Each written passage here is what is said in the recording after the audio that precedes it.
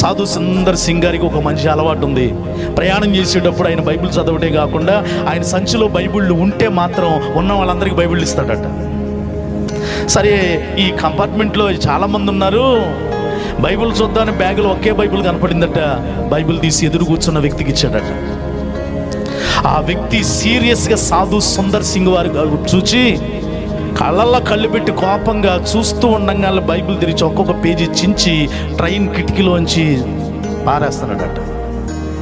సాధు సుందర్ సింగ్ గారు సాధు కదా, ఓర్చుకొని చివరి బైబిల్ అంతా చించేసిన తర్వాత, మిత్రమా ఇదేం బాగలేదు, నీకు నచ్చకపోతే తిరిగి నా బైబిల్ నాకు ఇచ్చేయచ్చు కదా, నువ్వు ఇలాగా నా కళ్ళెదుటే ఇలా బైబిల్ చించేసి అంతా పారేస్తుంటే నా హృదయం ఎంత గాయపరచబడుతుందో ఒక్కసారి గుర్తించగలవా?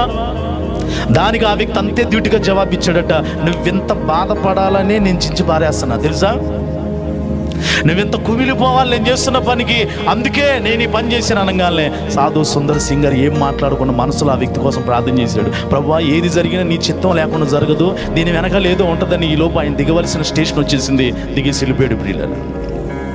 తర్వాత 2 సంవత్సరాల తర్వాత అదే రూట్లో ప్రయాణం చేసి ఒక ఊరిలో సువార్త ప్రకటించడానికి వచ్చాడు సాధు సుందర్ సింగ్ గారు. ఆయన గారికి ముందు ఒక వ్యక్తి చిన్న సాక్ష్యం చెప్తాను అని చెప్తే ఆయన గారికి కన్వీనర్ గారు ఒక 5 నిమిషాలు టైం ఇచ్చాడట. ఆ వ్యక్తి మైకి తీసుకొని అన్నాడు, 2 సంవత్సరాల క్రితం ఈ ట్రైన్ పట్టాల మీద నా కుటుంబ సమస్యలను బట్టి, నా వేదనలను బట్టి, నా పరిస్థితులను బట్టి ఆత్మహత్య చేసుకుందామని ట్రైన్ పట్టాల మీదకి వచ్చాను. ఏ ట్రైన్ రాకపోతుంటే ఒక చెట్టు ఉంటే దానికి పక్కన కూర్చుందాం అనుకుని వెళ్ళాను.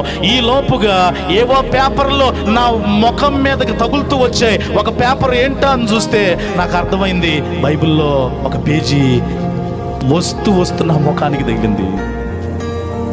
ఆ పేజీ చూస్తే నాకు కనపడిన మాట ఏంటి తెలుసా, నీకు నువ్వు ఏ హాని చేసుకోవద్దు అన్న మాట మీదకి నా తలంపులు వెళ్ళిపోయి నాకు అర్థమైపోయింది, ఏంటి నేను హాని చేసుకోవని వస్తే ఎవరికి తెలియకుండా వచ్చిన నా భార్య పిల్లలకు కూడా నేను హాని చేసుకోవడానికి వచ్చిన సంగతి ఈ బైబిల్కి అట్ట తెలిసింది. ఈ దేవుడు నిజ దేవుడు కనుక నేను సూసైడ్ చేసుకోకుండా రక్షణ పొంది మారు మనసు పొందాను అని అంటున్నాడండి అబ్బాయి.